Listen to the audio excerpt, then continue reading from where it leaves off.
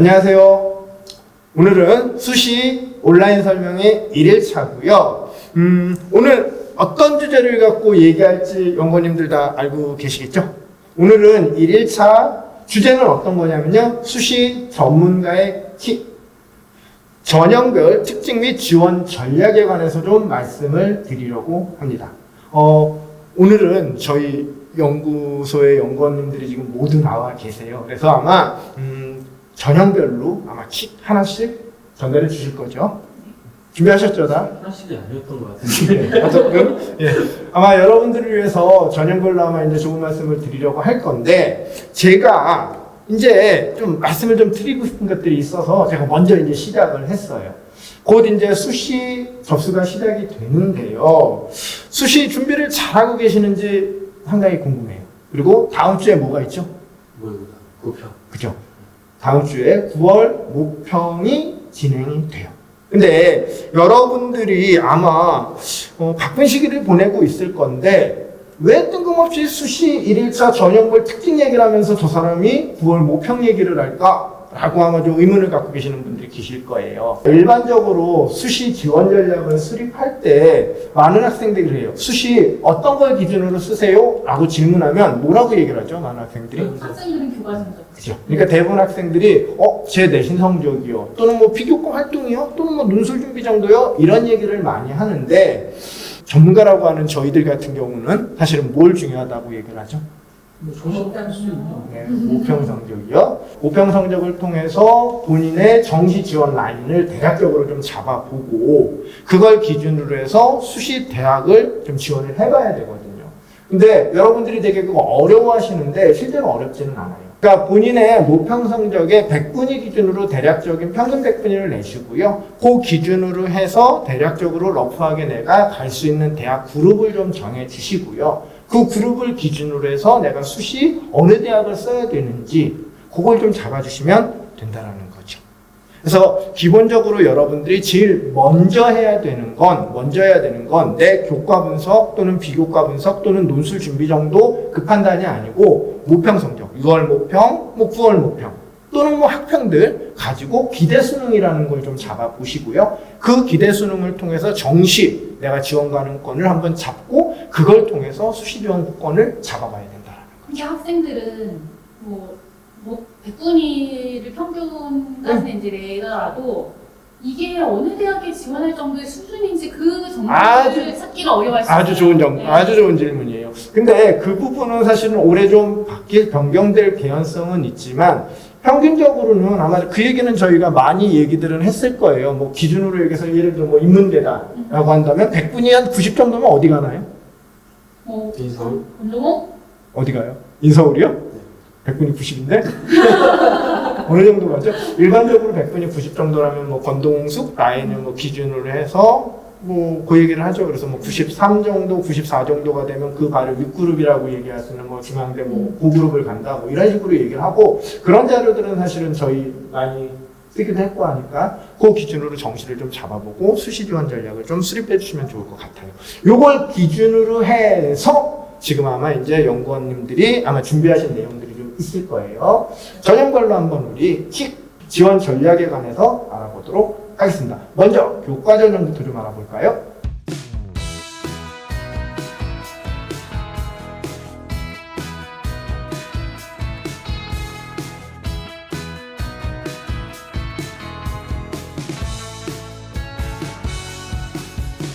어, 2022학년도 학생부 교과 전형 소개하겠습니다. 그런데 앞에서 소장님께서 여러 이야기들 이제 전해주셨는데요. 사실 제가 거기서 이제 끼어들까 말까 하다가 그만둔 얘기가 있어요. 아까 이제 모의고사 성적을 통해서 어느 대학을 지원해야 될까 이런 부분 같은 것들이 이제 상당히 학생 여러분들께서 좀 혼란스럽거나 잘 모르겠는 부분들이 있으실 텐데 그런 부분은 사실 저희 진학닷컴 홈페이지 들어오셔서 정시 합격 예습 서비스 무료로 확인하실 수 있으시니까 뭐 6월, 9월 성적 넣으시면은 뭐 앞으로 수능 성적으로는 기대가 어느 정도 성적이 된다 뭐 이런 것까지도 확인해 보실 수 있으시니까 그런 것들 좀 활용해 보시면 좀 기준점 뭐 그것만 가지고 뭐 정시에 어디 대학을 딱 지원하는 건 그런 결정은 아니겠지만 기준점으로는 삼으실 수 있을 것 같습니다. 그럼 교과 전형 크게 5가지 특징으로 설명을 드리려고 하는데요. 첫 번째는 지역균형 전형의 확대라는 제목으로 뽑았습니다. 서울대 같은 경우에 지역균형 선발 전형 같은 것들 예전부터 오래전부터 학생부 종합 전형으로 시행해 오고 있었죠. 그런데 다른 대학들 같은 경우에는 대입제도 공정성 강화 방안의 일환으로 올해부터 이제 수도권 대학들이 지역균형 전형 선발을 학교장 추천 전형의 성격으로 학생부 교과 전형으로 운영을 하게 됐습니다. 말이 굉장히 좀 어려운데 어쨌든 교과 전형으로 선발을 한다는 거예요. 그리고 학교장의 추천이 필요한 전형으로 설정이 된 대학들이 많다. 이렇게 좀 기억을 해주시면 좋을 것 같습니다. 이렇게 되면서 학생부 교과 전형으로 선발하지 않던 대학들이 교과 전형으로 선발하는 그런 어떤 시스템적인 변화가 있게 됐어요. 뭐 연세대라든지 서강대, 성균관대, 경희대, 건국대, 동국대 학생들이 굉장히 선호할 만한 그런 대학들이 학생부 교과 전형의 선발 인원을 신설하면서 크게 늘렸다라는 것들이 이제 주요한 특징이 될 것이고 그런 어떤 대학 간의 차이가 있겠죠. 학생부 교과 전형의 대학 간의 차이 같은 것들은 뭐 나머지 2번, 3번, 4번, 5번에서 설명을 드릴 거기 때문에 지역균형 전형만의 특징을 조금은 간단히 차이를 설명드리면 학교장 추천이 필요한 대학도 있고 그렇지 않은 대학도 일부 있다. 그리고 또 학교장 추천이 필요한 경우에도 누구나 다 추천을 해줄 수 있는 뭐 건국대라든지 이런 추천 인원의 제한이 없는 대학도 있고 아니면 서울시립대처럼 한 4명 정도밖에 학교별로 4명밖에 추천이 불가능한 그런 식으로 추천 인원의 제한 설정을 한 대학들이 있기 때문에 내가 추천 인원에 들어갈 수 있을지 없을지 이런 부분 아마 기말고사 끝나고 나서 대부분 학생들은 학교 측에 문의 같은 것들 많이 해보셨을 것 같은데 그리고 끝까지도 내가 정말 그 목록 안에 들어가 있는지 이런 것까지 한번 확인을 해보시면 좋을 것 같다는 생각이 듭니다. 추가적으로 졸업생의 경우.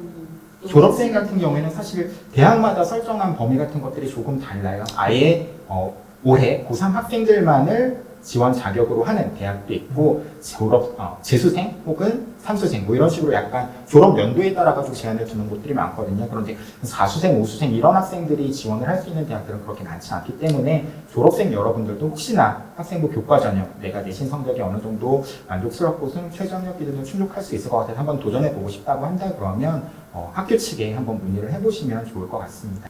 지금 설명하신 것처럼 이제 학교장, 추천전형, 교과전형이 이제 많이 늘어나긴 했는데 이게 성적이 좋다고 해서 또 다 추천을 받을 수 있는 상황은 아니기 때문에 그런 점도 우리 친구들이 좀 고려를 좀 해줬으면 좋을 것 같아요. 특히 이게 이제 학교장 추천이 있어야 된다고 했잖아요. 그러니까 그 명단을 입력을 해야 돼요. 이제 추천서 이런 것들을 받지 않다 보니까 공문이나 이런 것들이 대학에서 이제 고등학교에 발송을 하면 고등학교에서 이제 명단을 입력해야 되는데 그 기간이 있거든요. 그 기간에 입력을 했는데 저 고대 안 쓸래요. 이렇게 나중에 하게 되면 다른 학생의 기회를 좀 뺏게 되는 거잖아요. 그러다 보니까 학교에서도 굉장히 좀 신중하게 여러분들한테 이제 요청을 하실 거예요. 그러니까 잘 고민해 보시고 추천을 받을 것인가 아닌가 그거에 대한 판단을 하셔야 될 것 같다는 이야기 드립니다. 이제 아까 제가 주로 학교장 추천 성격의 학생부 교과 전형으로 운영이 된다고 말씀드렸고 동국대나 연세대 같은 경우에도 학생부 교과 전형으로 해당 전형을 운영하는 건 맞습니다. 그런데 동국대는 학생부라는 서류의 반영 비율이 40%를 차지하고 연세대는 단계별 전형으로 2단계에서 면접을 40% 반영하기 때문에 그런 부분 같은 것들은 내 서류 경쟁력이나 뭐 이런 부분까지 한번 살펴보시고 지원 여부를 결정하셔야 된다 이런 부분을 생각하시면 좋을 것 같습니다. 그럼 두 번째로는 진로 선택 과목의 반영이라는 것들을 특징으로 잡았습니다. 사실 2015 개정교육과정을 적용받은 첫 세대는 아니죠. 사실 작년 졸업생들이 2015 개정교육과정을 적용받은 첫 세대인데 이게 뭐 수능의 변화라든지 아니면 학생부의 어떤 기록 방식의 변화라든지 이런 것들을 올해 졸업생부터 그러니까 올해 고3 학생들부터 좀 적용받는 경우가 많기 때문에 진로 선택 과목이라는 것들이 올해 내신 활용 지표로서 활용되게 되었고 그런 것들을 좀 대학마다 반영하는 방식이 크게 다르기 때문에 이런 부분도 좀 살펴보셔야 된다라는 부분을 한번 설명드리고 싶었어요. 아예 활용하지 않는 대학들도 상당히 많이 있습니다. 가톨릭대라든지 광운대라든지 국민대, 동국대 이런 곳처럼 진로 선택 과목은 아예 활용하지 않는 대학도 있지만 활용하는 대학들 중에서 좀 가장 많은 포션을 차지하고 있는 것은 상위 3개 과목을 활용하는 대학들, 그런 대학들이 건국대나 상명대 이런 대학들이 있었고요. 이런 대학들뿐만이 아니라 세종대 같은 경우에는 ABC 이런 성취도가 아니라 원점수에 따라서 90점 이상이면 1000점 만점을 뭐 80점 이상이면 990점 이런 식으로 원점수에 따라 가지고 성적을 반영하기도 하고 아니면 고려대나 서강대처럼 좀 복잡한 계산식을 가진 대학들도 있거든요. 사실 이런 부분까지 이제 고려해가지고 내 학생부 교과 성적의 대학별 환산 점수가 어떤지에 대한 계산을 스스로 하시기가 좀 어려운 부분도 많이 있을 거예요. 앞에서 제가 진학특강서 홍보를 했었는데 되게 많이 하게 될 것 같아요. 사실 종합이나 논술에서는 저희 진학특강 홍보할 게 그렇게 많지는 않거든요. 물론 있지만 교과 전형에서는 사실 활용해 보실 수 있는 게 많이 있으시기 때문에 대학별 환산 점수를 활용하는 데 있어서도 계산해 보는 데 있어서도 좀 많이 활용해 보시면 좋을 것 같습니다. 좀 특이한 대학들이 있죠. 아까 말씀하신 것처럼 뭐 일반적으로는 3개 정도를 반영을 하는데 홍대가 아마 전부다. 그죠? 네, 본인이 진로 선택 과목을 이수한 것들 전부 다 반영을 한다거나 그다음에 저 잠깐 봤는데 그래 성대 성대가 진로 선택 과목 좀 교권인가 저건 말씀을 안 드렸어요. 말씀하세요. 아니요 말씀하세요. 성대 같은 경우가 정성평가를 실시하죠. 네, 좀 특이하게도 정성평가를 실시해서 20점인가요? 아, 30%. 20점. 그러니까 20%인데 아마 그 20점일 거예요. 그래서 2가지 항목으로 10점, 10점 뭐 이렇게 반영하는 걸로. 그래서 진로 선택 과목이 중요하다면 중요하고 뭐 덜 중요하다고 느낄 수도 있는데 어떤 의미로는 어쨌든 반영이 되는 부분이다 보니까 나머지 성적들은 뭐 다른 학생들하고 뭐 명확하게 차이가 나는데 진로 선택 과목은 좀 헷갈리게 할 수도 있거든요. 그런 부분이 있기 때문에 우리 친구들 같은 경우는 진로 선택 과목까지도 사실은 명확하게 좀 파악해 볼 필요는 좀 있을 거라고 생각을 해요. 서울과기대 같은 경우에는 자연 계열에 있어서 기하나 아니면 과학탐구 2과목 중에서 2과목을 반드시 반영해야 된다는 특징도 있으니까 서울과기대를 지역균형 전형으로 지원하려고 하는 분들은 내가 진로 선택 과목을 2과목 이상 들었는지 그런 과목을 그것도 반드시 한번 체크해 보셔야 될 것 같습니다. 그리고 3번째 항목, 4번째 항목, 5번째 항목 같은 경우에는 사실 올해만의 학생부 교과 전형의 특징은 아닌 것 같아요. 매년 반복되는 어떤 설명일 수 있지만 꼭 기억하고 지원에 참고하셔야 되는 부분이기 때문에 정리를 했고요. 3번째 같은 경우에는 수능 최저학력 기준의 적용 유무라고 말씀을 드렸습니다. 수능 최저학력 기준을 사실 대부분의 대학들이 올해는 적용을 하게 됐어요. 뭐 한양대라든지 이렇게 알려진 뭐 한양대라든지 아니면 아까 뭐 면접이나 서류가 반영되는 연세대라든지 동국대라든지 이런 대학들은 최저 기준을 적용하지 않지만 대부분의 대학들이 최저 기준을 적용하거든요. 그러니까 내 6월 성적이나 9월 모의고사 성적을 통해 가지고 내가 수능에서 이 성적을 성취할 수 있을지 같은 것들을 반드시 확인하셔야겠죠. 그 성적이 좀 어려울 것 같다라고 한다 그러면 사실은 지원하신다고 하셔도 내 성적이 아무리 좋다고 하셔도 수시 지원 카드 하나를 그냥 버리게 되는 식이 될 수 있으니까 반드시 모의고사 성적을 통해 가지고 최저 기준력, 충족력을 확인해 보시길 바라고요. 뭐 높이는 뭐 고려대 같은 경우에는 인문계열이 뭐 3기합 5이내, 뭐 자연계열은 3기합 6이내 이런 식으로 설정이 되어 있지만 좀 낮게는 가톨릭대나 상명대처럼 2기합 7이내 이런 식으로 설정이 되어 있는 대학들도 있거든요. 그러니까 내가 어느 정도의 성적을 성취할 수 있는지에 따라 가지고 한번 그 지원 여부를 결정하시면 좋겠고 또 한 가지 말씀을 드리면 세종대나 가천대 같은 경우에는 원래 학생부 교과 전형이 있었던 대학이거든요. 그런데 지역균형 전형이 신설되면서 학생부 교과 전형을 2개 전형으로 운영하는 대학들이 있습니다. 그런 대학들은 어떤 전형은 수능 최저학력 기준을 적용하고 어떤 전형은 적용하지 않고 이런 전형 간의 차이 같은 것들 대학 간의 차이도 있지만 한 대학 내에 전형 간에도 차이가 있을 수 있다는 점 따라서 수시 모집 요강 같은 것들 반드시 확인하실 필요 내가 희망하거나 지원을 고려하는 대학들의 수시 요강은 반드시 확인해 보셨으면 좋겠다라는 말씀을 드리고 싶습니다. 네, 5번째에서 말씀드릴게요. 4번째는 대학별 교과 성적 산출 방식을 확인하자라는 건데요. 굉장히 많이 지금까지 대학마다 다르다라는 말씀을 많이 드렸는데 이것도 굉장히 학교마다 다르기 때문에 반드시 체크해 보셔야 되는 사항이에요. 그러니까 올해 작년과 달라진 대학들도 있습니다. 서울시립대라든지 연세대 같은 경우에는 연세대가 아니라 한국외대 같은 경우에는 작년과 학생부 교과 성적을 산출하는 어떤 계산식 자체를 바꿨기 때문에 전년도 입시 결과 같은 것들을 그대로 활용하시면 안 되는 경우들이 있고요. 어떻게 바뀌었는데요?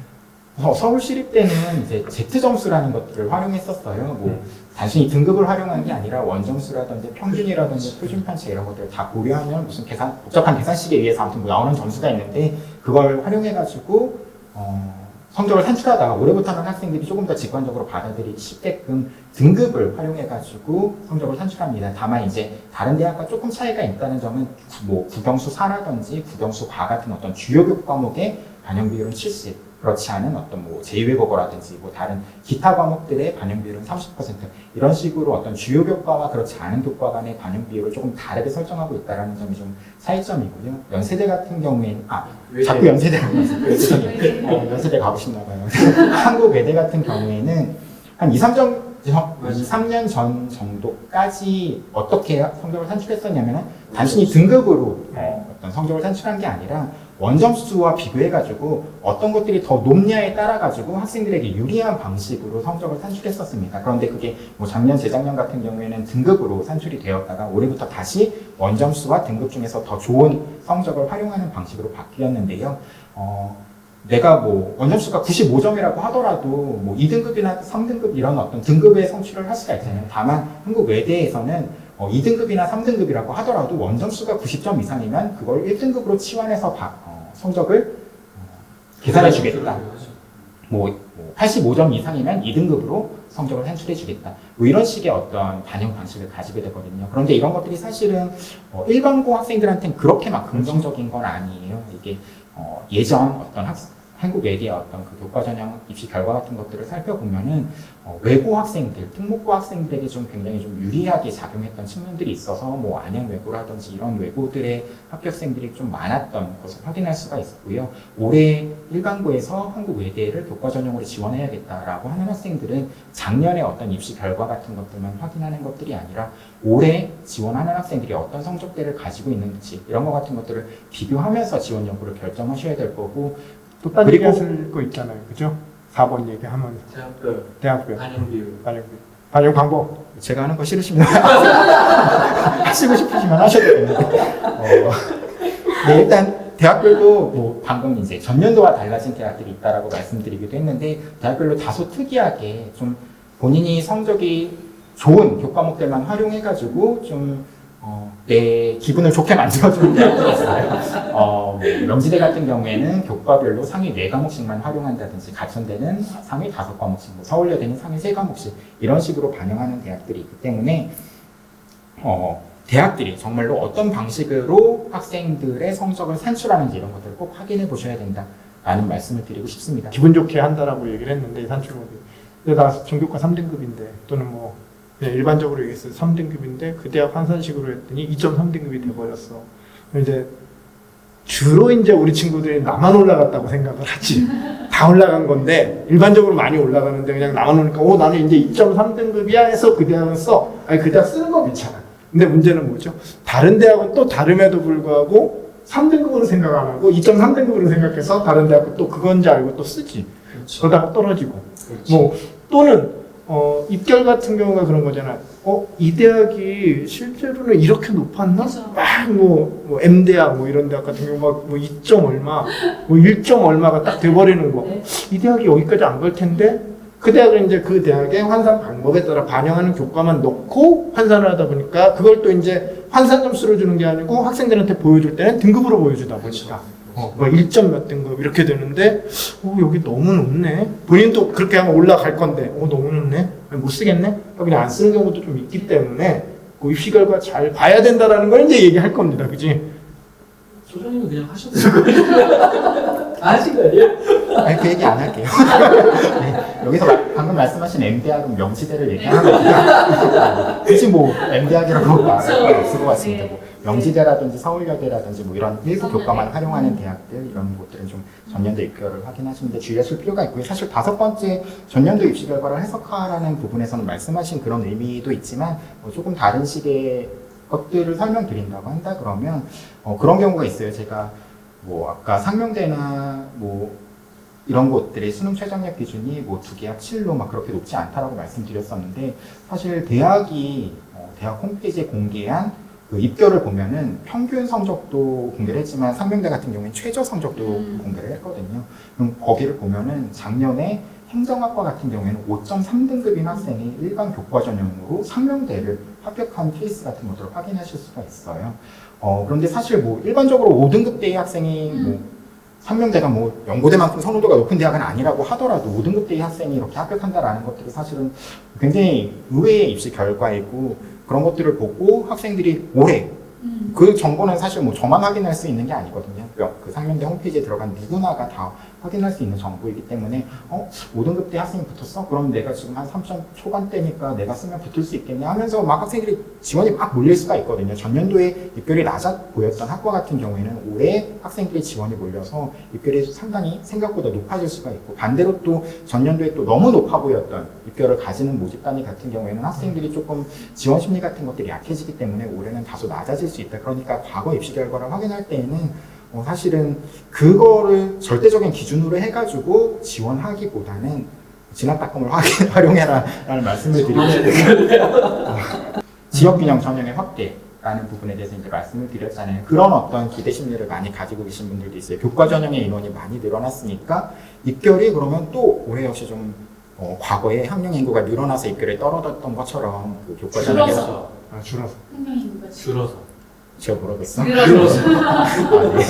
학령 인구가 줄어서 입시 결과가 하락했던 것처럼 그 학생부 교과 전형의 선발 인원이 많아지다 보니까 입시 결과가 또 하락할 거다라는 기대 같은 것들을 좀 크게 하고 계시는 뭐 학생 혹은 학부모 여러분들이 계실 수 있거든요. 근데 엄청 얘기 하셨어요. 네. 저 같은 경우에는 사실은 근데 그게 그렇게 큰 의미가 있을까라는 생각을 하기는 해요. 왜냐하면 이제 아까 뭐 서강대, 성균관대, 건대, 경희대 뭐 이런 상위권 대학들이 다 합치면 대략 한 2,200명 정도가 되더라고요. 올해 지역균형 전형으로 신설된 인원들이. 2,200명이면 상당히 많은 인원이라고 생각할 수 있지만 그 인원들이 어디서 왔냐라는 것들을 생각해 봐야 되는데 대부분의 대학들이 학생부 종합 전형의 인원을 줄이면서 학생부 교과 전형의 인원을 늘린 거거든요. 그런데 그런 대학들은 제가 봤을 때는 일반고 학생들은 대부분 한 합격생들의 성적이 1등급 되거나 혹은 2등급 한 중반을 넘어가지 않는 경우들이 대부분이었어요. 그런 학생들이 어차피 교과 전형으로 이렇게 뭔가 넘어오는 거라고 생각한다라고 한다 그러면 생각보다 그렇게 큰 입시 결과에 하락은 있지 않지 않을까라는 게 제 주관적인 생각이고요. 기존에도 교과 전형을 운영하는 대학들이 있잖아요. 그걸 이제 추천 전형으로 이제 변경을 한 대학들인 거겠죠. 근데 그 대학들의 소위 얘기하는 입결이라는 부분에서는 그게 만약에 진짜로 많이 떨어질 거냐라고 했을 때 뭐 추천을 해야 되니까 이제 뭐 하락할 거다라고 했는데 저는 개인적으로는 뭐 크게 떨어지진 않을 거라고 생각은 해요. 근데 제가 궁금한 건 사실은 그 부분인 거죠. 신설된 대학들.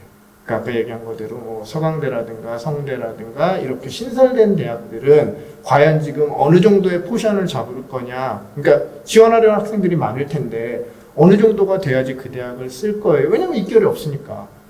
저는 사실 그게 되게 궁금하거든요. 그러니까 기존의 교과 전형 운영했던 대학 말고 그 대학들은 어차피 전년도 입결하고 크게 전형 방법이 바뀌지 않는 이상은 달라지지 않을 거니 그 학생들 말고 신설된 대학들의 성적이 어느 정도로 될 거냐, 어느 정도가 돼야 지원할 거냐, 기준점은 뭐냐, 뭘 보고 지원해야 되냐, 그 점이 좀 궁금한 거죠. 예를 들어 서강대, 성대는 어느 정도 돼야 돼요? 만약에 어느 정도 성적이 돼야지 지원해 볼 만할까요?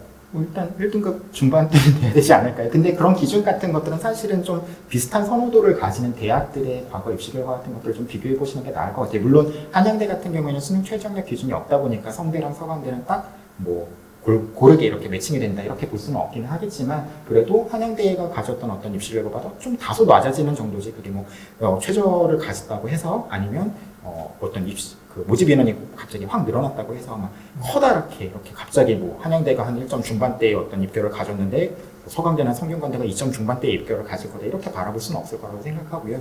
대략 한 0.23 정도의 차이는 뭐 낮아질 수 있긴 하겠지만 기본적으로는 비슷한 선호도의 대학의 입시 결과 같은 것도 확인해 보시면 좋겠다라는 생각이 들고요. 공통된 의견은 사실은 입시 결과가 좀 하락할 수 있다. 다만 이제 그런 것들이 어디까지 하락할 거냐라고 하는 부분에 있어서 저는 그런 것들이 이제 학생들이 기대하는 성적만큼 그러니까 아까 한 1,700명 정도가 늘어났다고 하셨는데 그게 15개 대학으로 나누면 한 대학당 한 100명 조금 넘는 정도의 인원인 거고 또 학과가 한 30, 40개 있다고 한다 그러면 학과별로 이제 차고 들어가는 인원 한 2-3명 정도에 불과한 수밖에 없거든요. 그러니까 뭐 교과 전형의 모집 인원이 많아졌으니까 뭐 최저 맞출 수 있으니까 한번 무조건 낮아도 써봐야지 이렇게 높으니까 승차도 높으니까 전략에 따라서 그렇게 해보실 수도 있어요 충분히. 그런데 이제 너무 무작정 별 어떤 다른 것들을 고려하지 않고 그냥 지원하시지는 않으셨으면 좋겠다라는 말씀으로 교과 전형 설명 너무 길었던 것 같아요. 마무리하도록 하겠습니다. 교과 전형에 대해서 우리 홍영구 의원이 또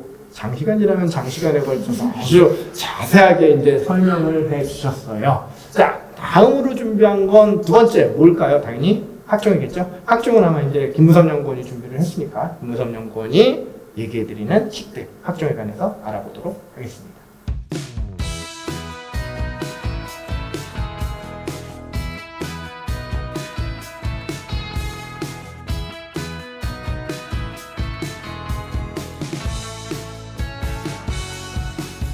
네, 올해 학생부 종합전형의 특징은 5가지 정도로 정리를 좀 해봤습니다. 먼저 첫 번째는 주요대학 학종 선발 인원 감소인데요. 앞에서 저희 홍영권님께서 말씀하시면서 저희가 이야기는 다 한 것 같아요. 근데 어쨌든 올해 이제 학종 선발 인원이 줄어든 이유는 말씀하신 것처럼 교과 전형이 이제 늘어나면서 그렇게 된 거잖아요. 그러다 보니까 아무래도 선발 인원이 줄어들게 되면 지원자들도 조금 지원하기가 어렵겠지만 부담으로 다가오겠지만 대학에서도 이제 선발하는 데 있어서 굉장히 좀 보수적일 수 있다. 그런 부분들 좀 고려를 하시는 게 좋을 것 같다라는 정도 말씀을 드리고요. 두 번째는 수능 최저학력 기준 신설한 대학들이 좀 증가했습니다. 그래서 원래 다들 아시는 것처럼 학생부 종합전형은 수능 최저 없는 게 이제 국룰이었잖아요, 거의. 그랬는데 이제 올해 뭐 연대라던가 뭐 일부 대학들에서 뭐 경희대 전형이라던가 뭐 이런 데들에서 수능 최저학력 기준을 설정을 하게 됐고, 뭐 의대, 뭐 경북대, 뭐 수의대 뭐 이런 데들 같은 경우에서도 수능 최저학력 기준을 또 올해 신설을 하다 보니까 이 수능 최저학력 기준이 설정이 되면 아무래도 학생들한테 좀 부담이 늘어나게 되고 경쟁률도 달라지고 그리고 입시 결과도 좀 달라질 수가 있다 보니까 이런 부분들도 전년하고 어떻게 달라졌는지 한번 확인을 해보시는 게 좋을 것 같습니다. 또 하나는 이제 학생부를 비롯한 이제 제출 서류가 좀 간소화됐는데요. 다들 아시는 것처럼 이제 올해 학생부 같은 경우에는 이제 작년 졸업자들하고 올해 고3부터 이제 학생부 내용 자체가 좀 달라졌습니다. 항목별도 줄어들었고요. 뭐 봉사활동 같은 경우에도 이제 실적, 시간만 이제 들어가게 되고 나머지 이제 뭐 기재 사항 같은 것들은 좀 생략이 됐죠. 그러다 보니까 이제 학생부를 통해서도 확인할 수 있는 내용들이 좀 많이 줄어들었는데 거기에다가 이제 자기소개서 같은 경우에도 항목이 1, 2, 3번 공통 항목이었는데 2개 항목으로 줄어든 데다가 글자 수도 줄어들었고 뭐 대학에 따라서 뭐 일부 대학들 같은 경우에 대학별 문항을 아예 작성하지 않아도 되게 변했거나 아니면은 아예 자소서를 제출하지 않도록 하는 대학들도 올해 좀 많이 늘었습니다. 학생부 간소화됐다라는 거 뭐 이렇게 알고 있는 거니까 뭐 그렇긴 하는데 자소서 같은 경우는 사실은 항목이 줄어들긴 했지만 대동소이하지 않나요? 사실은 예전에 글자 수가 줄었다고. 글자 수가 1, 줄었다는 게 2번으로 사실 나눴던 어떤 거예요? 거를 1, 2번이 나눴던 게 1번이 됐고 괜찮으시면서. 그죠? 3번이 됐던 게 2번이 2번으로 됐고 4번이었던 게 3번으로 가고 자유문항으로 간 거기 때문에 사실 학생들이 그 질문을 많이 하더라고요. 이제 뭐 간소화되고 자소서가 변경되고 하니까 이거 어떻게 써요? 바뀐 거 아니에요? 라고 하는데 사실은 그 의미대로 하자면 크게 바뀐 거라고 보기는 어렵지 않을까 싶어서요. 작성하는 것 자체는 사실 크게 달라지는 건 없어요. 어차피 이제 본인이 경험을 했던 것 중에서 가장 의미 있었던 것들을 바탕으로 세부적으로 좀 작성을 해야 되기 때문에 작성하는 것 자체는 크게 달라진 건 없는데 문제는 뭐냐면 말씀드린 것처럼 간소화되면서 자소서를 제출하지 않는 대학이 늘어나게 되면 그 대학은 이제 경쟁률이 아무래도 늘어나겠죠. 거기에 이제 면접까지 만약에 없거나 수능 최저도 없다 그러면 이제 예년에 비해서 경쟁률이 더 높아질 것이고 그래도 올해 자소서를 제출해야 되는 대학들이 있다면 그 대학들은 뭐 다른 없어진 대학들보다는 경쟁률이 조금 더 낮아질 가능성들도 있고 하는 그런 변수들에 영향을 미칠 수가 있다라는 측면에서 말씀을 드린 거지. 좀 이따 또 질문할 거니까 한번 가봐봐요. 네, 말씀하세요. 한번 쭉 가봐봐요. 네, 그리고 4번 내용은 3번이랑 이제 같이 연관이 되는 건데요. 수상 실적이 이제 올해부터 학기당 1개만 반영이 되죠. 그래서 그 학기당 1개를 이제 학생들이 선택을 해야 되는데 그럼 그걸 어떻게 선택을 해야 되냐에 대해서 고민이 상당히 좀 많은 것 같아요. 그래서 그거에 대한 사항은 뒤에서 좀 자세히 다시 한번 말씀을 드릴 예정이고요. 얼마 전에 이제 보도 자료가 나왔죠. 원래 졸업생 같은 경우에 연초만 하더라도 뭐 학기당 1개 선택하지 않고 전체에 다 반영한다고 했었는데 얼마 전에 이제 교육부에서 다시 지침을 변경해서 졸업생도 학기당 1개씩 선택하도록 했기 때문에 여기서 저희 지난번 Q&A에 졸업생 몇 개 반영되냐고 했을 때 저 전부 다 반영된다고 답변 드린 경우도 있거든요. 그런 경우가 얼마 전에 바뀌었다라는 거. 며칠 전에 바뀌었다. 며칠 전에 바뀌어서 잘못 안내를 드렸었던 셈이 됐는데 그런 부분 좀 양해 부탁드립니다. 아 이거 질문 아니야 양이네. 우리 결성에 계시는 분들한테 야식을 Q&A 혹은 저희 진학대 Q&A에다가 그렇게 남겨주시는 분들이 계세요. 그럼 졸업생은 최대 6개니까 여섯 개 그죠? 이상. 6개 학기니까 그렇죠. 졸업생은 6개, 재학생은 5개. 네. 맞죠? 그렇게 되는 거죠. 그렇죠. 이제 재학생은 3학년 1학기까지 반영이니까. 네. 그래서 그렇게 반영이 되는 게 좀 포인트고 어떤 수상을 선택하느냐에 대해서 좀 고민이 많이 되실 것 같아서 그런 준비를 했다 말씀드리고요. 마지막은 이제 얼마 전에 이제 저희 진학사에서 이제 보도자료 기사를 냈었던 내용이긴 한데요.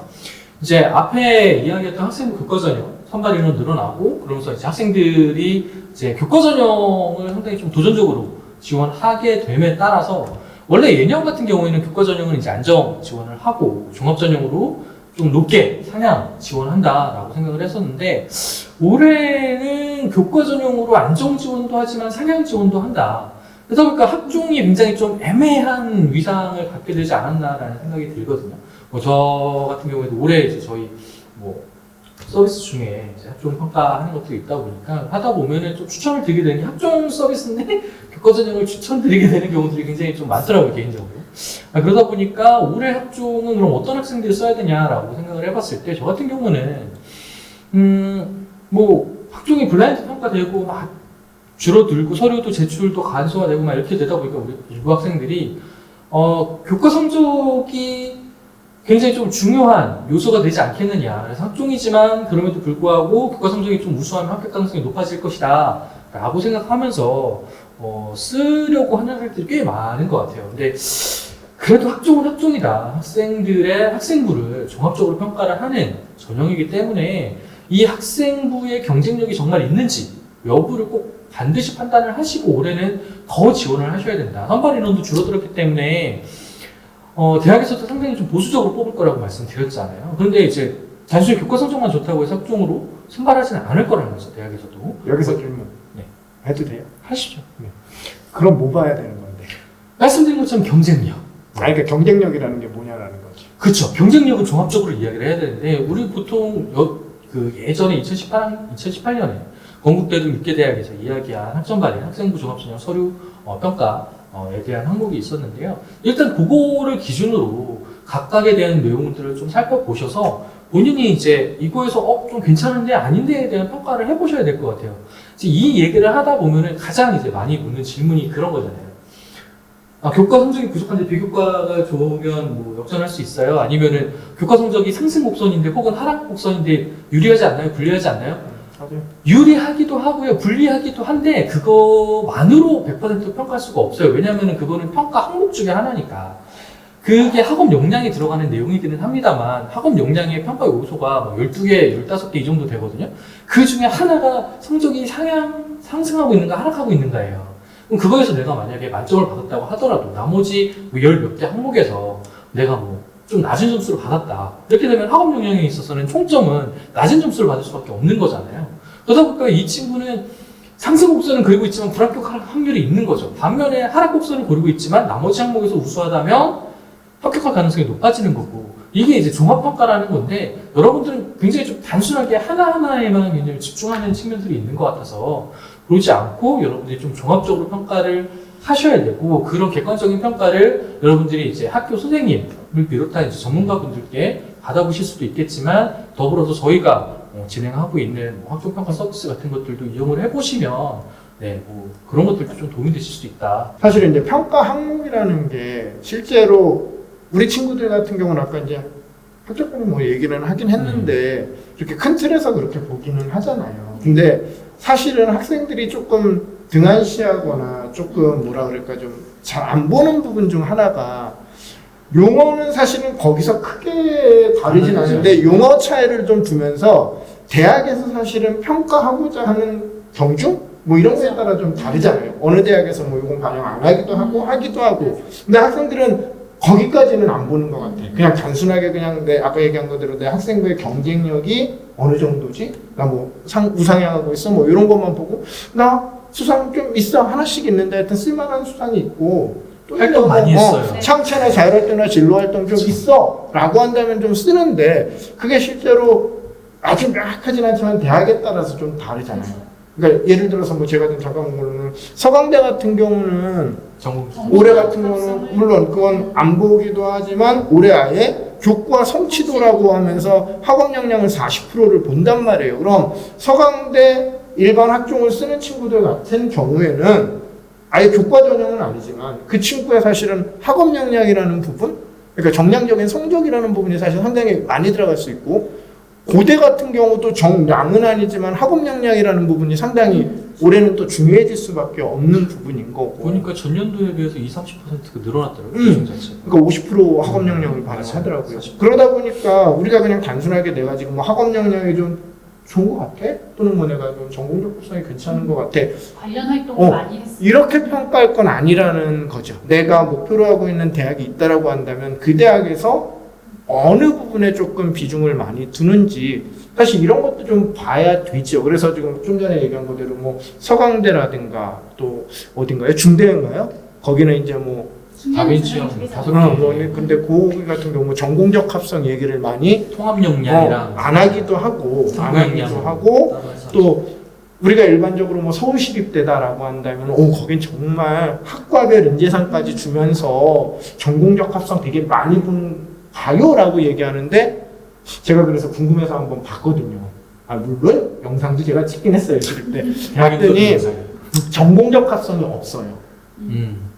학과별 인재상은 맞아요. 발표를 이렇게 잘해서 이거는 전공적 합성 되게 많이 볼 것 같은데? 라고 하는데 반영 비율로만 보니 평가 요소별 반영 비율로 보니까 전공적 합성만이 없더라고요. 그래서 궁금해서 물어봤죠.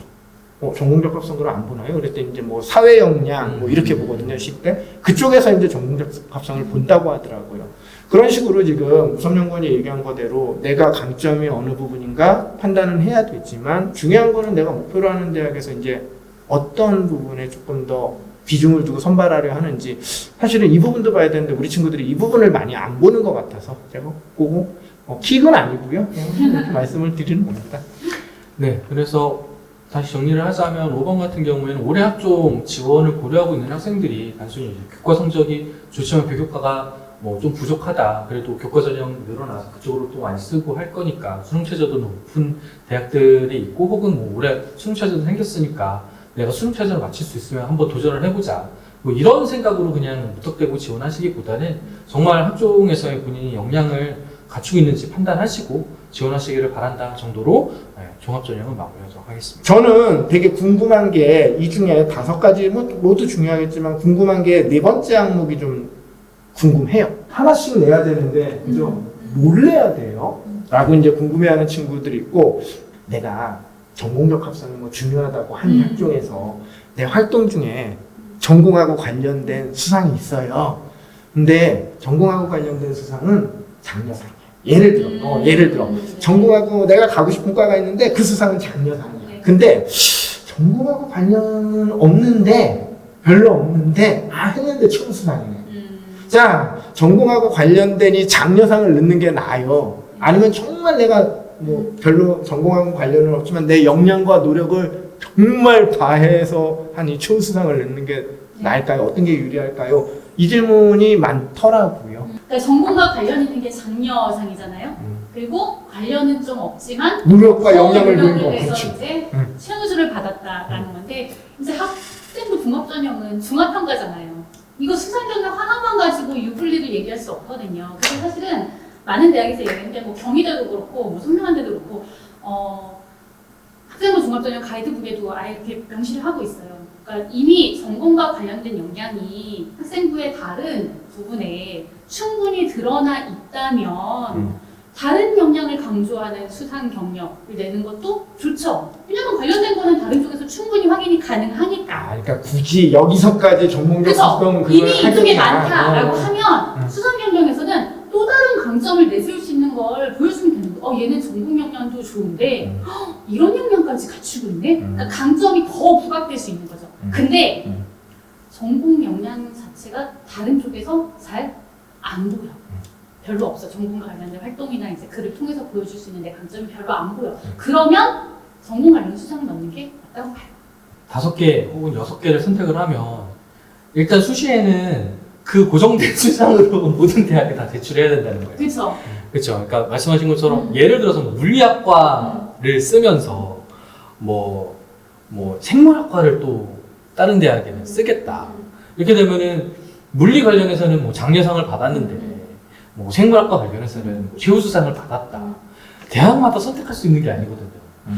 그러니까 이게 이제 또 대학마다도 얘기가 조금씩 달라요. 말씀하신 것처럼 뭐 전공 특화성을 좀 더 드러내는 게 좋겠다라고 하는 데들도 있거든요. 건국대라든가 이런 건국대라든가 데들은 그런 것들을 좀 드러냈으면 좋겠다 이야기를 하는데 뭐 경희대나 뭐 말씀하셨던 뭐 성대나 이런 데들 같은 경우에는 굳이 그렇게까지 또 강조할 필요는 없다. 통합 역량을 좀 보여주는 게 좋겠다라는 이야기를 하기도 하거든요. 그러니까 본인이 지원하는 대학에서 어떤 것들을 좀 요구하고 그것들을 좀 중복적으로 어떻게 선택했을 때 좀 더 대학 4개에서 좀 유리하고 한두 개는 조금 뭐 그래도 그렇다면은 한 4개 유리한 수상을 선택하는 게 낫지 않을까.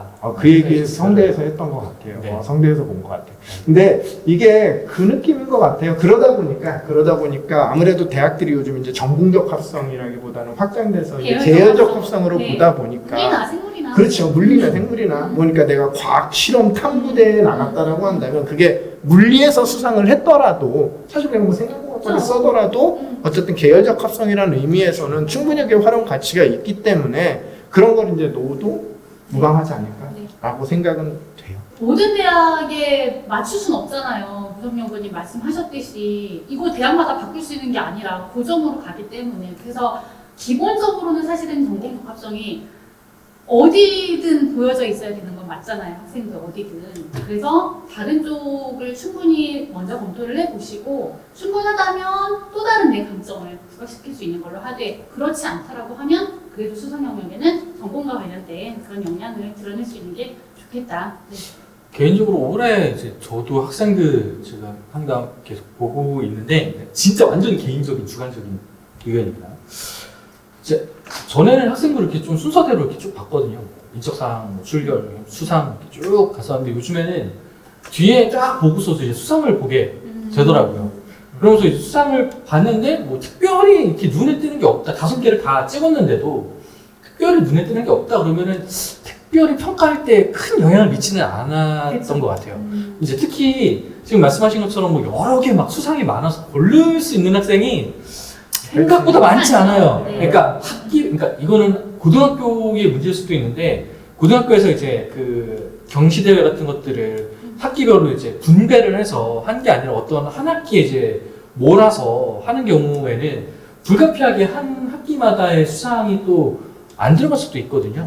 그러다 보니까 꼭 수상을 5개, 6개를 꼭 맞춰야 되는가를 고민했을 때 꼭 5개면 유리하고 뭐 4개면 불리하고 여러분들이 그렇게는 생각 안 하셔도 좋을 것 같고 그리고 수상이 예년에 비해서는 그 영향력이 그렇게 크지는 않을 것 같다라고 저는 개인적으로 생각을 하고 있습니다. 그 내용도 한번 참고를 해보시면 좋지 않겠나 해서 말씀을 드렸습니다.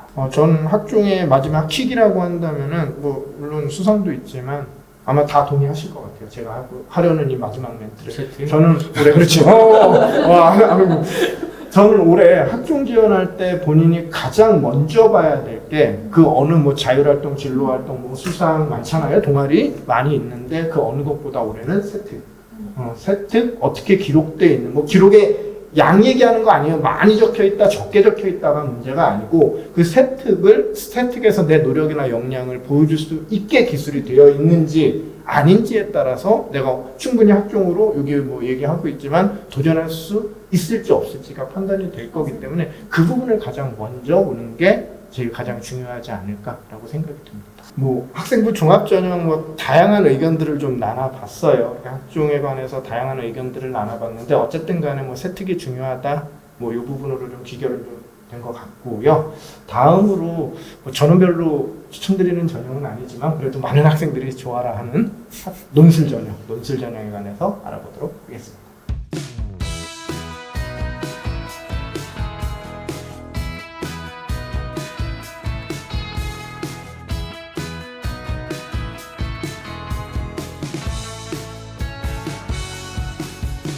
네, 논술 전형 말씀을 드릴게요. 우선은 이제 뭐 많은 학생들이 아시다시피 논술 전형에서는 교과 성적의 영향력은 되게 적은 편이에요. 대부분의 대학이 뭐 교과를 뭐 20에서 한 40% 그리고 이제 나머지 한 60에서 80% 정도를 뭐 논술로 그렇게 이제 반영을 하고 있는데 올해 같은 경우는 이 논술 비중을 조금 더 늘리는 학교들이 더 있다라는 거죠. 단국대, 동국대, 서울시립대 이런 학교들이 논술이 이제 60%였는데 올해는 70%로 확대를 했다라는 거.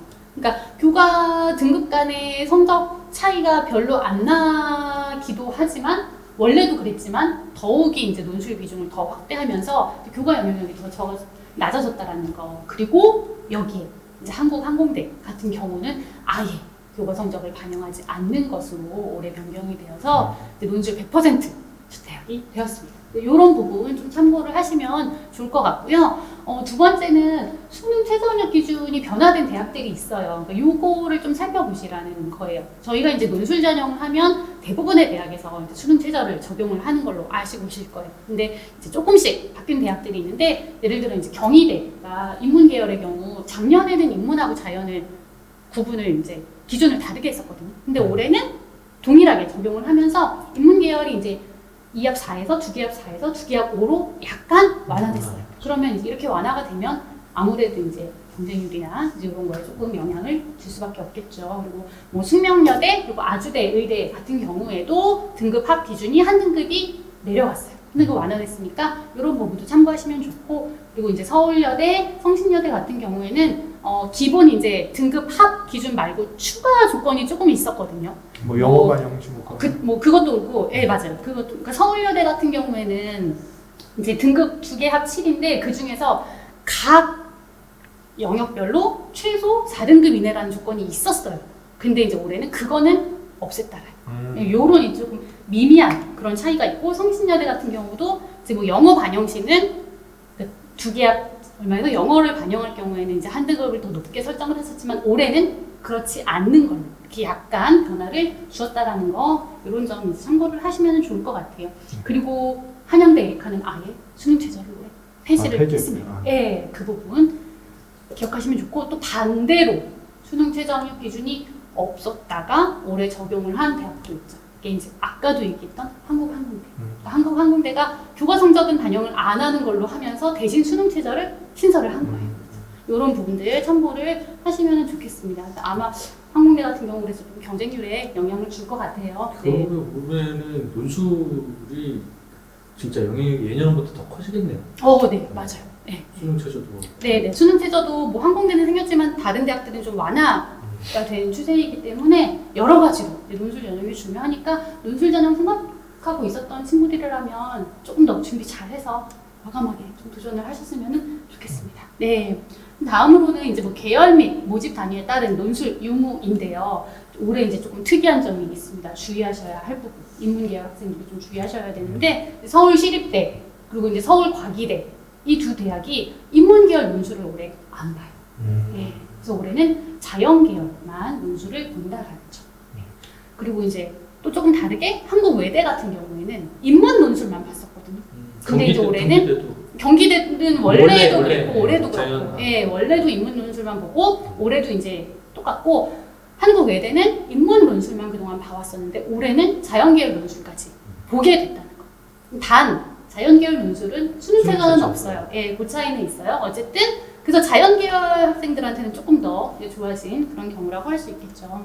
이제 이 모집 단위에 따라서 이제 안 보는 학과들이 많은 대학들이 좀 있어요. 뭐 한양대 같은 경우도 뭐 교육공학이나 이제 몇 개 학과들은 계속해서 좀 안 보고 있거든요. 논술 전형으로는. 선별을 안 한다는 예, 그렇죠. 예, 그러니까 논술 전형을 실시하는 대학이지만 일부 학과들은 논술로 안 뽑는다라는 거예요. 예, 그렇기 때문에 내가 이 대학 논술 준비해야지 하고 대학만 정하지 마시고 이렇게 이제 학과별로 모집 단위별로 논술을 보는지 안 보는지도 꼭 확인을 하시라는 말씀을 좀 드리고 싶고요.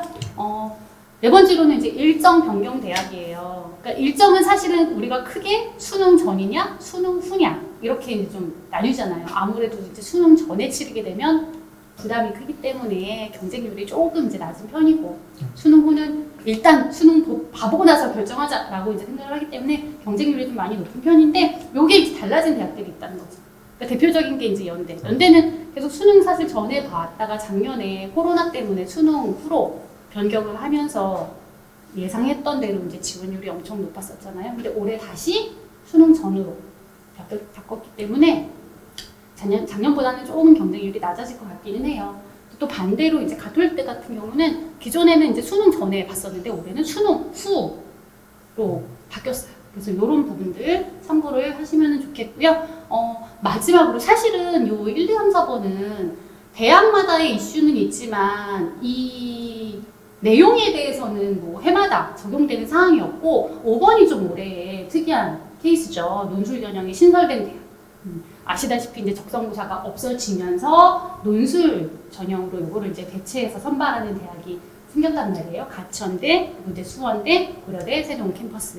네, 그래서 이런 부분들 다른 특히 이제 뭐 가천대나 수원대 같은 경우에는 다른 대학들의 일반적인 논술하고는 조금 다르게 운영을 할 거라고 이렇게 좀 발표를 했기 때문에 적성고사가 폐지돼서 좀 아쉬웠던 학생들은 도전을 해보시면 좋을 것 같습니다. 그래서 뭐 그 대학들은 어떻게 그런 논술이 올해 변경이 된 거예요? 그러니까 지금 뭐 국어하고 수학을 치른다고 하니까 가천대하고 수원대는 사실은 이 논술 반영, 그러니까 논술 실시 뭐라고 해야 되지? 방법이라고 할까요? 거의 똑같아요. 거의 같다고 보시면 되고 이제 대학에서 공개를 할 때도 우리 학교에서 우리 학생들이 치르는 시험에 그런 서술형 문제 있잖아요. 그러니까 그 정도 수준으로 낼 것이다 라고 좀 얘기를 했기 때문에 확실히 학생들 좀 부담을 줄인 전형이라고 할 수 있을 것 같아요. 거의 비슷하면 뭔가 다른 거잖아요. 뭐가 다르면 두 대학이.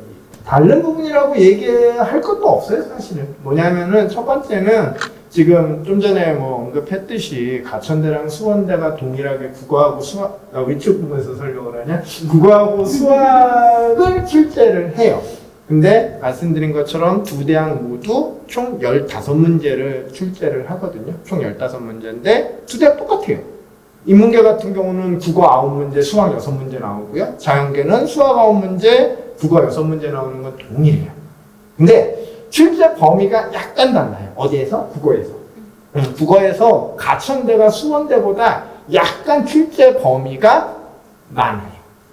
많은 곳에서 나온다라는 그 차이 외에는 없고요. 그게 하나 틀린 점, 다른 점이고 또 하나는 어차피 두 대학이 전형 유형, 그러니까 전형 요소별 반영 비율도 동일하고 계산 방법도 사실은 동일해요.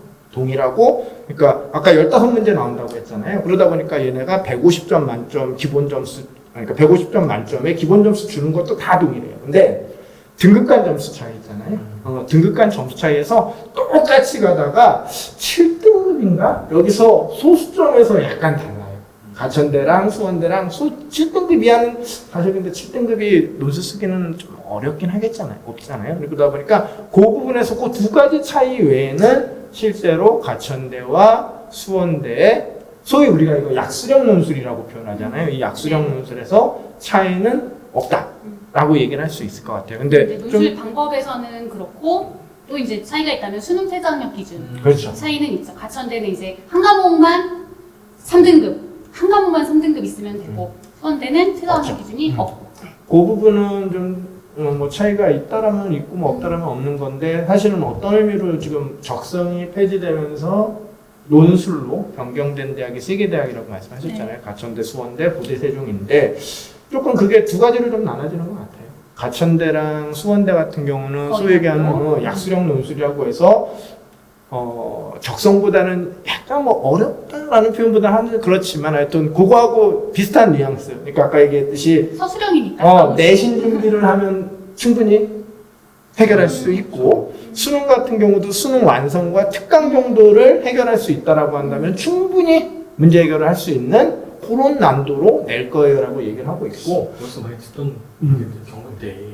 맞아요. 그래서 경북대 AP가 모델일 수 있어요. 그렇죠. 근데 고대 세종 같은 경우는 이제 약간 좀 다르죠. 고대 세종 같은 경우는 기존의 논술과 유사하다고 볼 수 있을 것 같아요. 15문제 나온다는데요. 어느 정도 맞으면은 합격이 가능할까요? 뭐 이렇게 얘기를 하거든요. 문항간 10점인데 100점이잖아요. 어느 정도 되면 돼요? 100점, 뭐 학과별로 차이는 있겠지만 100점에서 110점 사이 이 정도로 얘기를 하고 있죠. 그게 이거 논술이니까 부분 점수 주겠네. 아, 그죠? 그쵸. 10점이라고 얘기는 하나 옛날 적성처럼 뭐 4점, 뭐 3점 뭐 이렇게 닦는 건 아니고 객관식이었어요. 그쵸. 부분 점수를 주니까 100점에서 110점 네네. 정도라고 한다면 그 정도만 해볼만 하겠는데 아닌가? 일단 몰라도 써라. 뭐라도 써라. 아닌가. 요즘 쓰는 학생 아까 말씀하셨지만 교과 성적도 안 좋아. 네. 뭐 교육과 활동도 없어. 수능 성적도 뭐 좋지 않아. 이런 학생들이 이제 그래도 마지막 희망을 걸고 쓸 수 있는 게 논술이잖아요. 근데 이제 논술을 쓰려고 고민하는 게 좀 일찍 고민을 하면 좋지만 대부분 학생들이 그렇지 않잖아요. 그래서 지금 뭐 이때쯤 논술 이제 쓰려고 그러는데 어떻게 준비하냐, 언제부터 준비하면 되냐 이런 얘기도 되게 많이 하시더라고요. 사실 논술이라는 게 학생부 종합전형 같은 것도 학교 가능성을 점식이 어렵지만 논술은 정말 그 경쟁률이 너무 높아서 저게 뭐 합격을 할 수 있다 없다를 저희가 뭐 빨리 말할 수 있는 게 아니잖아요. 대체로는 너 불합격할 거야 라고 얘기하면 그게 대부분 맞아요. 합격할 거야 라고 해서 맞는 경우가 거의 없어요. 맞아요. 그래서 이제 준비를 해볼 수는 있지만 그것만 올인해서는 안 된다. 아까 말씀하신 것처럼 수능 같은 것도 끝까지 가야 된다. 준비는 일찍 할수록 좋죠. 근데 그게 수능에 방해가 될 정도로 준비 시간을 많이 빼야 된다라고 한다 그러면 저는 그렇게 추천하고 싶지는 않습니다. 지금까지 또 논술 준비를 안 해온 학생이라고 한다면 근데 이제 만약에 안 해온 친구지만 기본기가 탄탄한 친구도 있을 수 있어요. 근데 그런 친구들은 대체로 수능 국어, 그러니까 인문계열 친구들은 국어, 자연계열 친구들은 이제 수학 또는 과탐 성적이 어느 정도 이상은 나올 거예요. 기본기가 탄탄한 친구들은. 왜냐하면 인문계열 친구들은 지문을 그래도 잘 분석을 할 줄 알아야 되는 게 기본인 거고 자연계열 친구들은 본인이 이제 이 여러 가지 개념들을 논리적으로 좀 풀어낼 줄 알아야 돼요. 그러니까 그런 기본기가 있느냐 없느냐에 따라서도 좀 판단을 해야 되는데 본인이 좀 느낄 수 있지 않을까요? 기출문제를 좀 풀어보면? 아마 제가 뭐 다른 영상에서도 이런 얘기 많이 했던 것 같아요. 저는 육론수를 좀 싫어해요. 기본적으로 육론수 쓰는 학생의 합격 가능성이라는 표현은 좀 좀 어렵긴 하겠지만 사실은 높지는 않은 것 같아서 뭐 여태까지 준비를 해오지는 않았는데 어쨌든 뭐 기본기가 있다라고 하더라도 준비하지 않았다라고 한다면 솔직히 해서 뭐 지금부터 해도 되나요? 라는 표현을 했을 때는 저는 그렇게 지금부터 해도 되라고 그 꿈과 희망을 주는 편은 아닌 것 같아요. 네, 좀 그런 편이고 차라리 다른 걸로 써보는 게 어때? 아니면 차라리 그냥 수능 공부를 하자로 좀 돌리는 편이라고 저는 답변을 지금 드리고는 있는데 이게 이제 이런 거죠. 근데 어쨌든 써야 돼. 아까 얘기했더니 써야 돼. 그래서 썼다. 라고 한 경우라고 한다면 올해는 예년하고 좀 다를 것 같아요. 이게 지금 뭐 일정 얘기도 나오고 하겠지만 올해 막 그런 얘기 있잖아요. 선택형 수능 선택 과목 되면서 수능 최저를 충족을 했는지 안 했는지 우리 연구원님들도 마찬가지일 거잖아. 수능 보고 그 주 토요일 일요일 날부터 이제 논술이 시작되다 보니까 그때 가장 많은 질문이 그거잖아요. 저 논술 가야 돼요, 말아야 돼요. 맞잖아요. 근데 예년에는 뭐 물론 가라고는 했지만 그래도 이제 그 친구들의 가채점 수능 성적을 통해서 뭐 한번 가보지 않으련 또는 뭐 아니야 정시로 갈 수 있으니까 가지 마. 뭐 이런 얘기들을 좀 했는데 저는 올해는 그냥 가. 모르니까 그냥 가라고 얘기를 할 것 같다.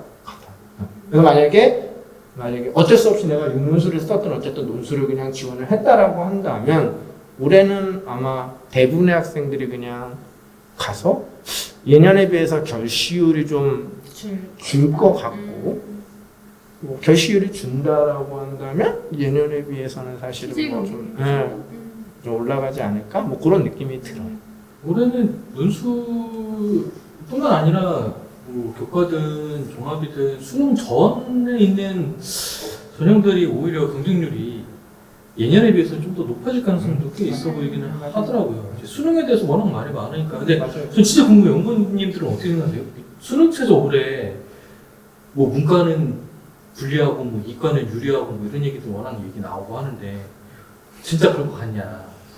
확통 선택한 학생들이 수학 성적이 좀 그렇게 좋지 않을 거라고 예상이 되니까 그런 부분에 있어서 좀 불리함은 있겠지만 사실 최저를 맞추는 게 있어서 인문계 학생들이 수학을 활용해가지고 맞추는 경우도 그렇게 많지 않았던 것 같고 일단 영어가 절대평가니까 영어 하나 떼어놓고 나머지 한 과목을 국어나 아니면 사탐 한 과목으로 맞추는 경우들이 더 많았던 것 같아서 그 최저 충족률은 다 떨어질 수는 있겠지만 그게 막 엄청 떨어지지는 않을 것 같고 대신 자연계열 같은 경우에는 수학으로 좀 높은 등급을 받을 개연성 같은 것들이 있기 때문에 특히나 좀 의치안처럼 이렇게 되게 높게 뭔가 최저 기준을 설정하는 그런 무대들은 충족률 같은 것들이 높아지지 않을까라는 생각이 듭니다. 물론 이제 좀 분리해줄 수는 있겠죠. 문과 학생들이 최저를 맞추기가 좀 간단해. 원래 2등급 정도 받던 학생이 3등급이 될 가능성도 있어지고 실제 수능에서는 좀 간당간당해질 수는 있겠지만 말씀하신 것처럼 전년도 이렇게 뭐 예를 들어서 제가 뭐 저도 대학도 막 돌아다니면서 인터뷰 했었는데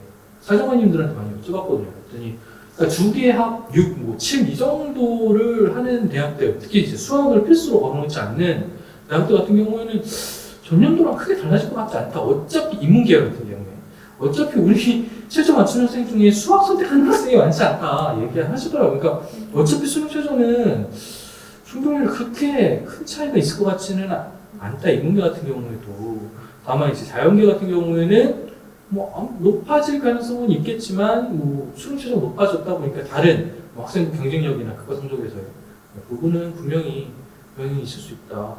라는 부분은 좀 그렇게 정리는 되는 것 같긴 해요. 저도. 다 중요하죠, 그죠? 네, 지금 뭐 중요하지 않은 거 하나도 없는 것 같은데 여기에서 뭐 빠졌다면 빠진 건가요? 하긴 하는데 뭐 매번 저희가 얘기하는 것 중에 하나가 있죠. 그 대학별 논술 유형? 경희대 같은 경우가 사실은 올해 바뀌었잖아요. 그러니까 그거 자연계열 때문에, 논술. 그거 때문에 네. 얘기하는 경희대가 이제 자연계열 논술 원래 수학이랑 과학 다 봤었는데 올해는 과학을 보지 않아요. 수학만 보기 때문에 사실은 수험생들 부담이 또 되게 줄어들었어요. 네, 그러니까 인문계열은 수능 최저가 완화돼서 조금 부담이 줄었고 자연계열은 과학이 없어지면서 조금 부담이 줄었고. 인문계열 논술이라고 한다라고 해도 인문계열보다 사실은 많은 대학들이 좀 정형화됐다고 할까요? 어디는 어느 대학은 메뉴 보면은 일반적으로 뭐 인문계여서 뭐 비판하라 또는 어디는 뭐 논거를 제시하라 뭐 이런 식으로 대학들의 논술의 유형이 어느 정도 좀 정형화가 돼 있기 때문에 만약에 논술을 준비해야 된다 뭐 아까 얘기한 대로 써야 된다 또는 뭐 준비를 해야 된다 난 이거 외에는 없다 라는 친구들 같은 경우 논술을 준비할 때 제가 보기엔 뭐 제 1원칙은 이거는 아닐까? 수능 최저에 적용한다. 근데 저는 올해는 논술. 논술. 네. 수능 최저는 그냥 맞춘다고 보고 없는데 지원하더라도 어쨌든 논술의 영향이 진짜 커지잖아요. 그래서 뭐 기출 문제 그다음에 이제 선행 맞습니다. 영역 대학에서 평가 보고서 공부하고 이거를 반드시 봐야죠. 저는 지금 그거 논술 과외를 특하게 대학별 뭐 논술 유형에 따라서 뭐 기출이라든가 뭐 이런 것들 반드시 좀 참고를 해서 지원 여부라든가 내가 어느 대학에 지원해야 될지 꼼꼼하게 좀 체크를 해보는 게 좋지 않을까라고 생각이 되네요. 자, 우리가 이제 전형별로 다양한 얘기들을 좀 나눠봤어요. 근데 뭐 결론이라기보다는 킥 얘기를 했으니까 일반적으로 뭐 얘기한 걸로 보면 이제 교과 전형 같은 경우는 어찌됐든 올해 이제 증가를 좀 했고 하다 보니까 하나의 블루오션이라고 얘기하기는 어렵지만 어찌됐든 간에 하나의 관문이 좀 넓어진 거잖아요. 지원할 수 있는 가능성이 좀 넓어진 거기 때문에 그런 점은 좀 주의를 하면서 좀 지원을 해봐도 좋을 것 같다. 뭐 이렇게 좀 정리를 해볼 수 있을 것 같고 뭐 학종 같은 경우는 뭐 다른 건 다 차치하더라도 세특이 되게 중요하다. 뭐 이렇게 정리할 수 있을 것 같고요. 논술 전형 같은 경우는 올해 신설된 약수령 논술이라고 얘기하고 있는 가천대라든가 수원대 요 부분에 지원 가능 성적이라는 친구들 같은 경우는 요 대학들에 조금 더 주의를 기울이면서 지원 전략을 좀 수립하면 좋을 것 같다.로 정리해 보면 될까요? 네.